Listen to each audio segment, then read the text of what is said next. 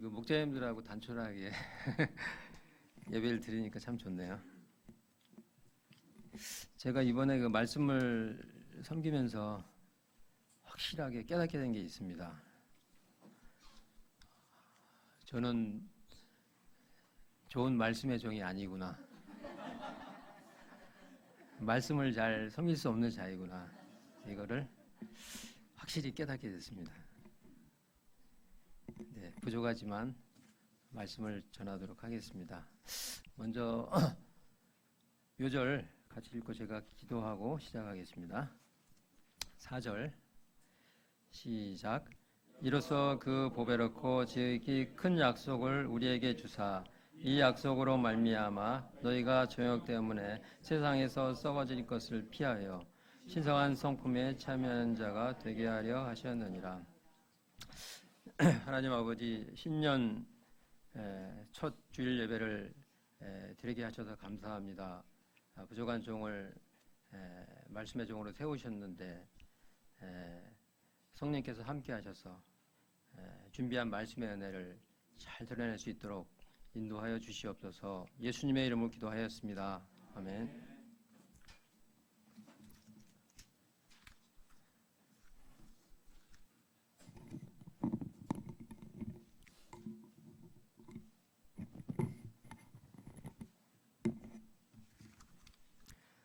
베드로 후서는 사도 베드로가 죽기 전에 기록한 유언적인 서신입니다. 당시 소아시아에는 그리스도인들에게 거짓 선생들이 들어와서 재림신앙이 희미해지게 되는 문제가 생겼습니다.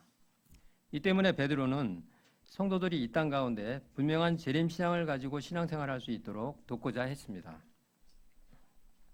또한 다가올 재림의 날에 합당한 신자들이 되도록 권면하고자 이 편지를 보냈습니다. 이를 위해서는 이 땅에서 예수님을 알고 닮아가는 성숙한 신자들이 되어야 한다고 말합니다. 이것이 오늘 제목처럼 신성한 성품을 힘써 더하라는 제목의 뜻이기도 합니다. 우리가 신앙생활하는 데 있어서 예수님을 믿는 것이 가장 중요하고 기본이 되는 것임은 주지의 사실입니다. 그러나 단순히 예수 믿는 것이 전부다라고 하면 한편으로는 맞는 것 같기도 하면서도 다른 한편으로는 맞지 않는 부분이 있습니다. 우리가 사랑하는 배우자를 만나 결혼하면 행복할 것 같습니다. 그런데 살아보니 생각과는 많이 다른 것을 알게 됩니다. 사랑만 있으면 될 것 같았는데 복잡 미묘한 많은 문제들로 어려움을 겪게 됩니다. 인터넷에 찾아보니 이혼하지 않는 행복한 부부를 위한 10가지 덕목이라는 게 있었습니다. 소통, 존중, 충성, 긍정적 태도, 유연성 유지, 사랑 표현하기 등과 같은 덕목이 있어야 결혼 생활을 잘 할 수 있다는 것입니다. 저 같은 사람은 이제 사랑 표현하기 뭐 이런 것들을 참 약하고 최학용 목자님은 이 주특기라고 할 수가 있습니다. 마찬가지로 우리가 믿음으로 사는 것만 지나치게 강조하다 보면 예수 믿는 자로서 배우고 갖춰야 할 여러 덕목들, 즉 본문에서 말하는 신성한 성품이라고 하는 것들에 대해 소홀하기 쉽습니다. 오늘 말씀을 통해서 보면 그런 수준의 신앙을 가지고는 세상을 이길 수가 없습니다. 얼마 안 가 옛 생활로 돌아가게 됩니다. 열매 없는 사람이 됩니다. 우리가 예수님을 본받고 신성한 성품들에 힘써 참여하는 자가 돼야 장차 있을 재림의 때에 산 소망을 가지고 흔들림 없이 예수님을 맞이할 수 있게 됩니다. 또한 이 땅에서 예수 믿는 자로서 향기를 드러내며 은혜를 끼치며 살 수 있게 됩니다. 우리가 오늘 신년 2강 말씀을 통해 재림신앙에 기초한 이 땅에서의 신앙의 모습이 어떠해야 하는가 구체적으로 배우고 또 한 해의 영적 방향을 잘 설정할 수 있기를 기도합니다. 1절을 보겠습니다. 예수 그리스도의 종이며 사도인 시몬 베드로는 우리 하나님과 구주 예수 그리스도의 의를 힘입어 동일하게 보배로운 믿음을 우리와 함께 받은 자들에게 편지하노니. 베드로는 편지의 수신자인 소아시아 성도들에게 동일한 보배로운 믿음을 함께 받은 자라고 말합니다. 이는 자기가 사도라고 우월한 입장을 두기보다 너희나 나나 똑같은 믿음을 예수님의 은혜로 받은 사람이라고 말하고 있는 것입니다. 그러면서 하나님과 우리 주 예수를 알므로 은혜와 평강이 너희에게 더욱 많을지어다 축복하고 있습니다.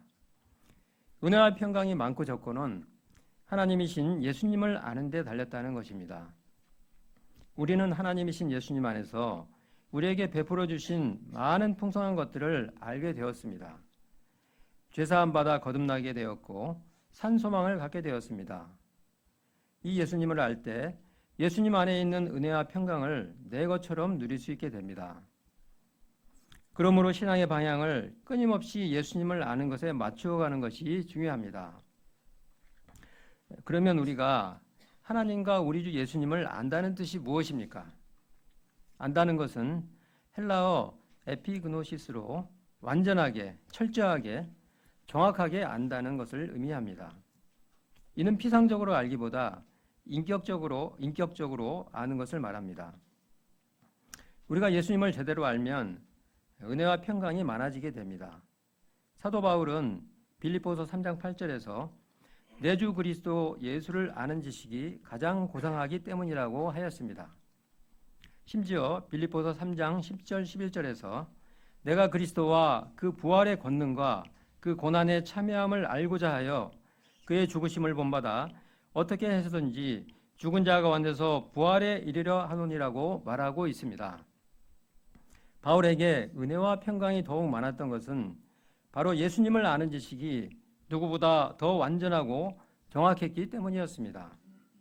바울이 고난당할 때 내가 죽으심을 본받아 부활에 이르는 것이 무엇인가 알아야 되겠다는 영적 방향을 잡고 어찌하든 고난을 감당하고자 했습니다. 그렇습니다.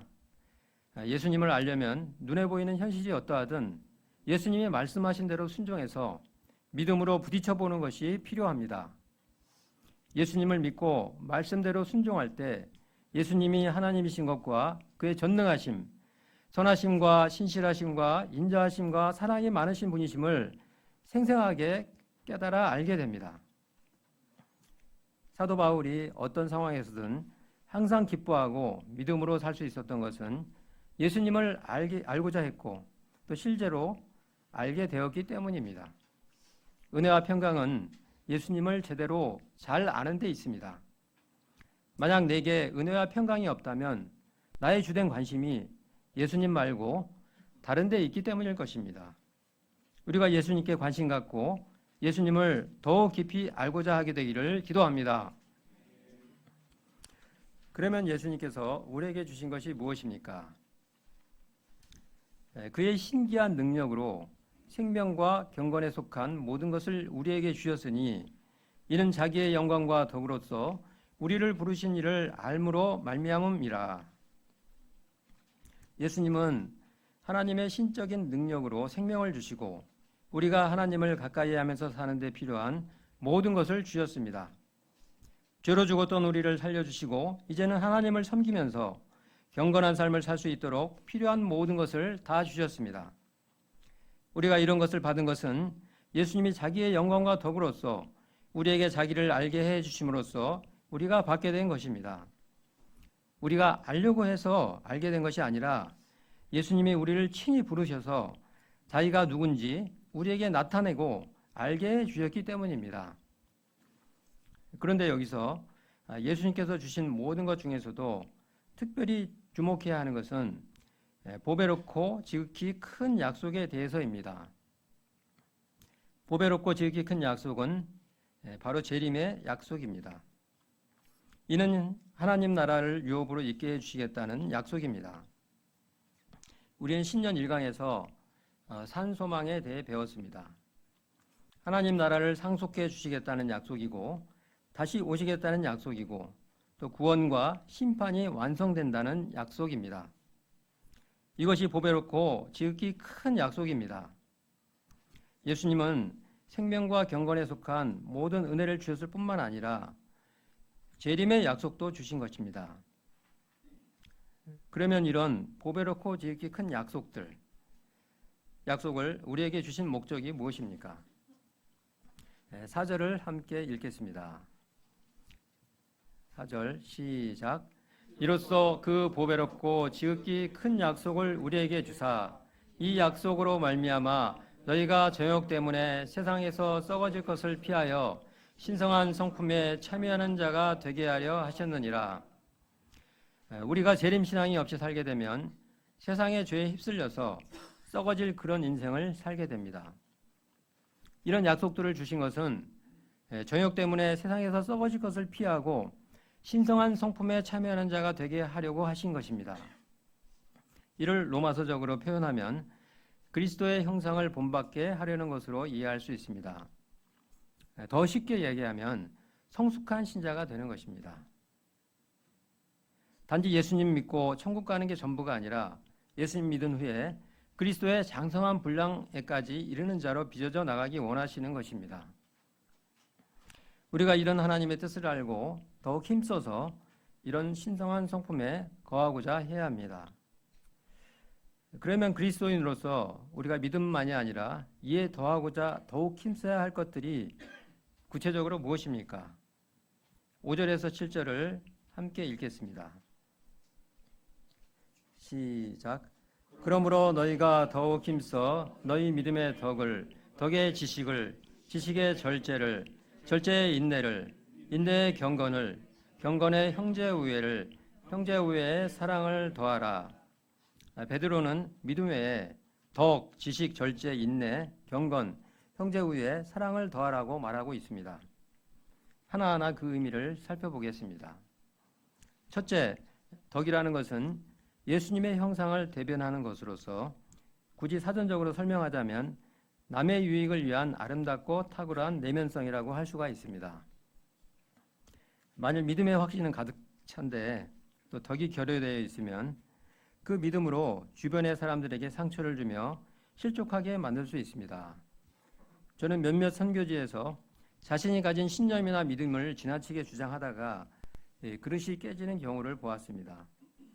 공동체 내에서 혹시 믿음에 대한 확신이 지나쳐서 동역자들에게 말과 행동으로 상처 준 부분이 있다면 내가 덕을 배우는데 부족했던 것은 아닌지 돌아봐야 합니다. 둘째, 지식은 영적인 지혜와 통찰력을 말합니다. 제가 건강에 대해 관심이 많으니까 다이어트하는 과정을 빗대어 설명하면 이해가 쉬울 것 같습니다.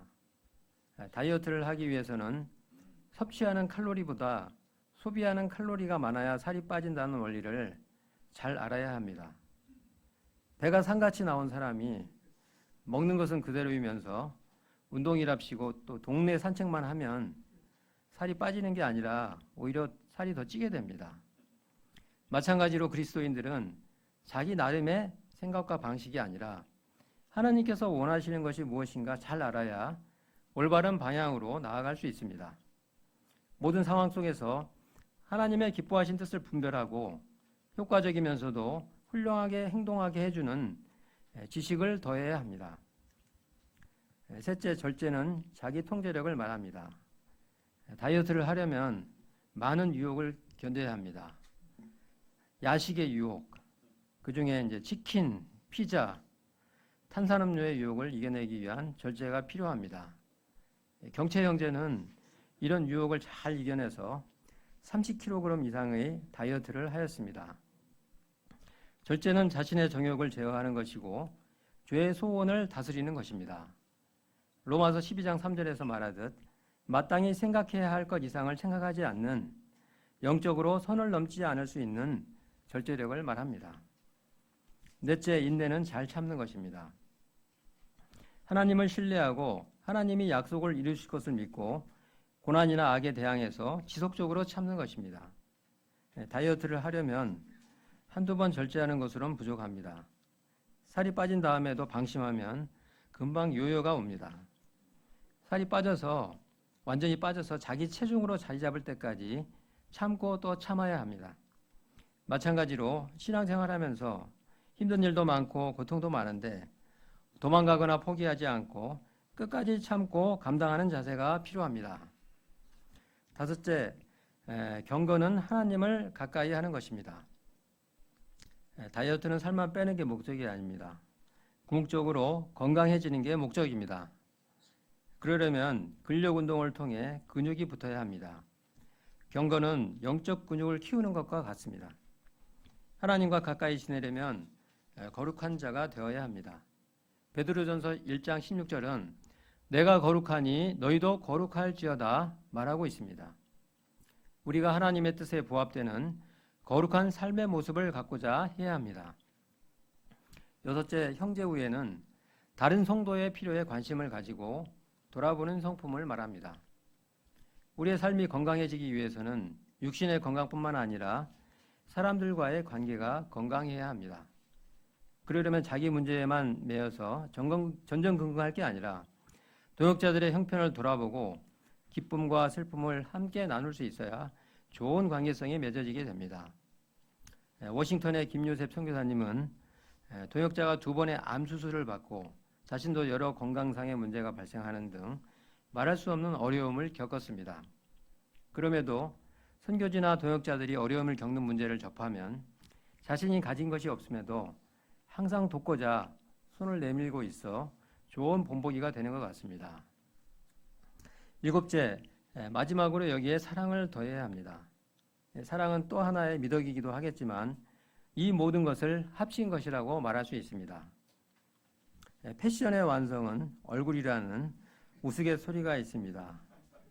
마찬가지로 기독교적인 덕들은 사랑 없이 완성되지 않는다고 할 만큼 사랑의 위치는 절대적입니다. 사랑이라는 것은 자기를 위한 것이 아니라 남을 위한 것입니다. 남을 위하려면 무언가 내 것을 남에게 주어야 합니다. 이처럼 사랑은 희생이 따르게 됩니다. 하나님이 독생자를 우리에게 주심으로써 사랑이 무엇인지 가장 잘 말해주고 있습니다. 남을 위해 나를 내어주고 희생하는 자세가 우리에게 있었는지 돌아보고 예수님의 희생과 사랑을 더 깊이 배워가야 합니다. 하나님은 이처럼 모든 신자에게 믿음을 주셨을 뿐만 아니라 신성한 성품도 더 주시기를 원하십니다. 그렇다면 왜 이렇게 신성한 성품들을 더 힘써 받고자 노력해야 하는 것입니까? 이는 재림의 날에 합당한 사람이 되게 하시려는 것이 하나님의 뜻이기 때문입니다. 당시에는 거짓 선생들이 잘못된 신앙으로 이끌고 가는 문제가 있었습니다. 베드로전서 2장 13절을 보면 낮에 즐기고 노는 것을 기쁘게 여기는 자들에 대해 언급합니다. 어차피 구원은 이미 받은 것이니 이 세상에서 마음껏 즐기면서 살아도 된다고 조장하는 문제가 있었습니다. 베드로가 그 말을 들을 때 걱정이 되었습니다. 이렇게 방탕하게 살다가는 다시 오실 예수님을 맞이할 순결한 신부로서 준비되지 못해 큰 일을 당할 수 있겠구나 하는 염려가 생겼던 것 같습니다. 이 때문에 재림에 합당한 신자가 되기 위해 깨어 준비할 수 있도록 돕고자 했습니다.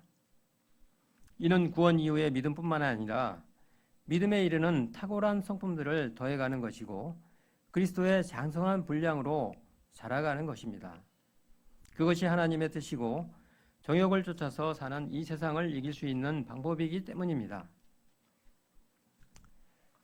8절과 9절을 보십시오.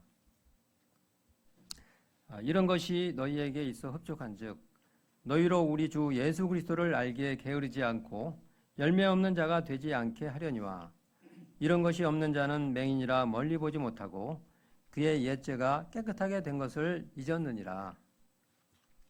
베드로전서 1장 7절을 보면 믿음은 예수님이 재림하실 때에 칭찬과 영광과 존귀를 얻게 할 것이라고 했습니다. 신년 일광과 연관지어 보면 마치 재련의 과정에서 정금이 나오듯이 시련의 과정에서 정금 같은 믿음의 사람으로 빚어지는 것이 중요합니다. 그런데 믿음이 있다는 것을 우리가 무엇으로 증명할 수 있겠습니까? 11조를 잘 감당하는 것으로입니까? 아니면 1대1을 많이 한 것으로입니까?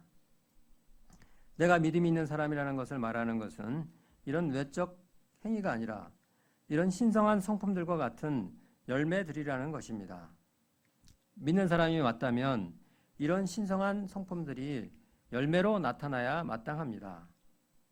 이런 신성한 성품들은 믿음과 분리되어 있는 것이 아닙니다. 마치 나무와 열매의 관계와 같습니다. 예수님은 열매를 보고 나무를 알 수 있다고 말씀하셨습니다.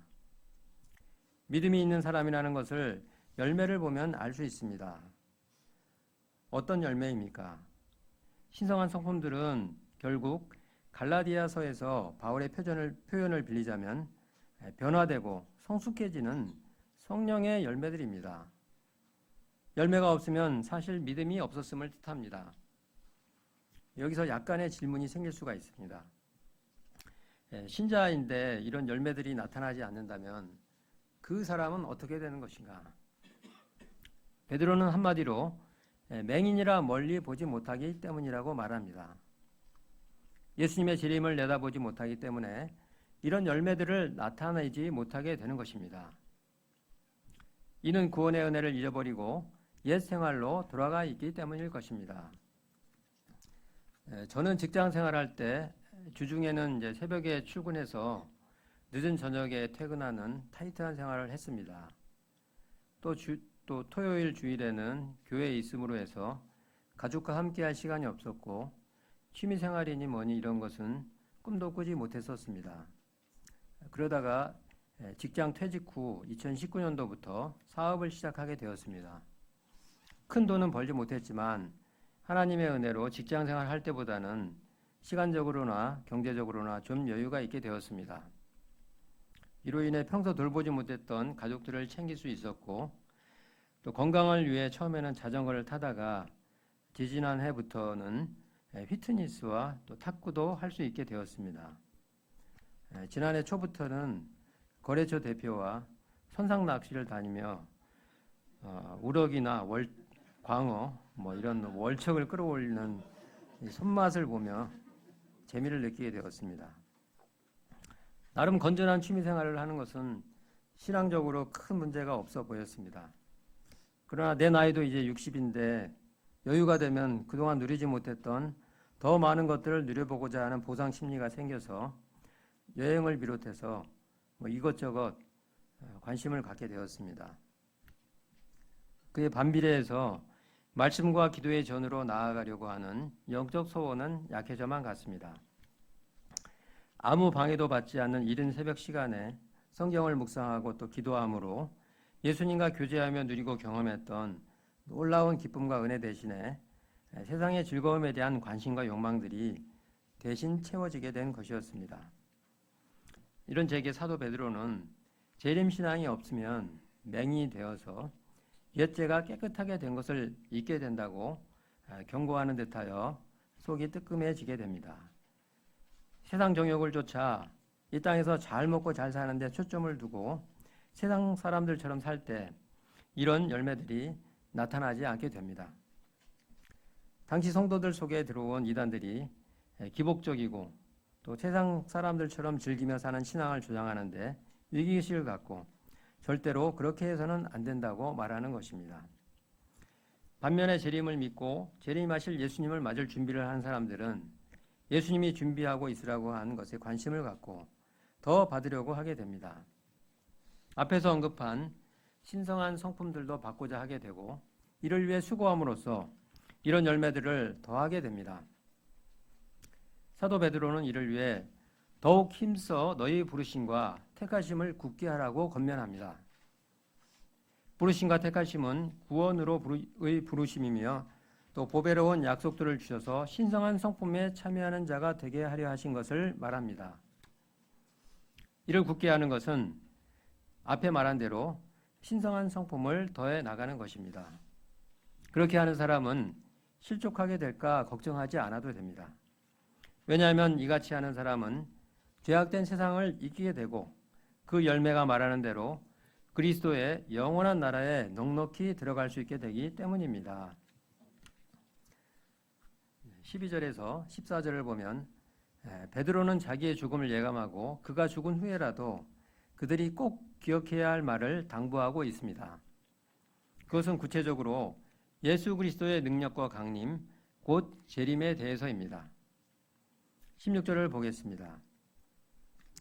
우리 주 예수 그리스도의 능력과 강림하심을 너에게 알게 한 것이 교무히 만든 이야기를 따른 것이 아니요 우리는 그의 크신 위엄을 친히 본 자라. 베드로는 자신을 비롯한 사도들이 성도들에게 알게 한 예수님의 재림은 꾸며낸 이야기가 아니고 자기들이 직접 보고 경험한 확실한 것이었음을 밝히고 있습니다. 마태복음 17장을 보면 높은 산에 올라갔을 때 예수님이 영광스러운 모습으로 변형되신 것을 보았고 하나님이 내 사랑하는 아들이요 내 기뻐하는 자니라고 말씀하신 것도 들었습니다. 예수님이 하나님이신 것과 재림하시는 것은 결코 지어낸 얘기가 아니고 너무도 확실한 것이었습니다. 그런데 직접 보고 듣고 목격한 베드로와 달리 직접 보지 못한 신자들은 재림신앙을 갖는데 어려움이 있을 수 있습니다. 그러면 후대 그리스도인들은 직접 보지 않고도 어떻게 견고한 재림신앙을 가질 수 있습니까? 19절을 함께 읽겠습니다. 19절 시작. 또 우리에게는 더 확실한 예언이 있어 어두운 데를 비추는 등불과 같으니 날이 새어 샛별이 너희 마음에 떠오르기까지 너희가 이것을 주의하는 것이 옳으니라. 자기가 보고 경험한 것보다 더 확실한 것이 있는데 그것은 예언, 즉 하나님이 구약에 이미 말씀해 주신 것입니다. 그 예언이야말로 어두운 데를 비추는 등불과 같은 정말 확실한 것입니다. 어두운 데 등불이 비추이면 보지 못하던 것을 보고 확실히 알 수 있게 되듯이 확실한 예언인 성경 말씀을 통해서 후대의 신자들도 견고한 재림신앙을 갈 수 있게 됩니다.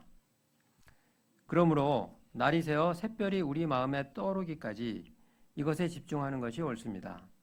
말씀을 붙들되 밤을 새서 말씀을 찾는 자세로 그만큼 간절히 말씀에 집중해야 합니다. 그러면 샛별을 통해서 아침이 오는 것을 알 수 있듯이 예언의 말씀을 통해서 예수님의 재림에 대해서 확실히 알 수 있게 됩니다. 8, 90년대 우리 목자님들은 말씀을 간절히 사모하여 주말 저녁이면 교회 3355 모여 밤이 새도록 한마디 말씀을 붙들고 투쟁했습니다. 그러할 때 성령님께서 큰 은혜와 감동을 주시고 말씀에 대한 믿음과 확신을 더하여 주셨습니다. 우리가 말씀에 집중하면 성령님이 말씀을 깨닫고 믿을 수 있도록 도와주셔서 견고한 재림신앙을 가질 수 있게 됩니다. 우리 동역자들 중에서도 시니어 목자님들을 비롯해 말씀을 사랑하는 분들이 참 많습니다. 시니어 목자님들은 원래 이게 말씀을 사랑하는 분이기 때문에 더 이상 이제 언급은 하지 않고요. 제가 말씀 인도자 공부를 하다 보면 신데이빗 목자님은 뭐가 그렇게도 궁금한 게 많은지 늦은 저녁 집에 갈 생각도 잊은 채 피곤한 최도영 목자님을 붙들고 궁금증이 해소될 때까지 계속 질문하는 열심이 있습니다. 김갈래 목자님은 언젠가 제게 교회에 늦게까지 혼자 남아 말씀을 보고 연구하는 것이 참 즐겁다고 하였습니다. 김요셉 목자님은 우스갯소리만 하는 것 같아 보이지만 말씀을 탐구하는 열정이 남달라서 깨닫게 된 말씀 진리를 그때마다 메모를 하고 함께 나누는 분입니다. 델러웨어 김여우수아 선교사님은 일주일 내내 그 주 전할 말씀에만 온전히 사로잡혀 있다고 하였습니다.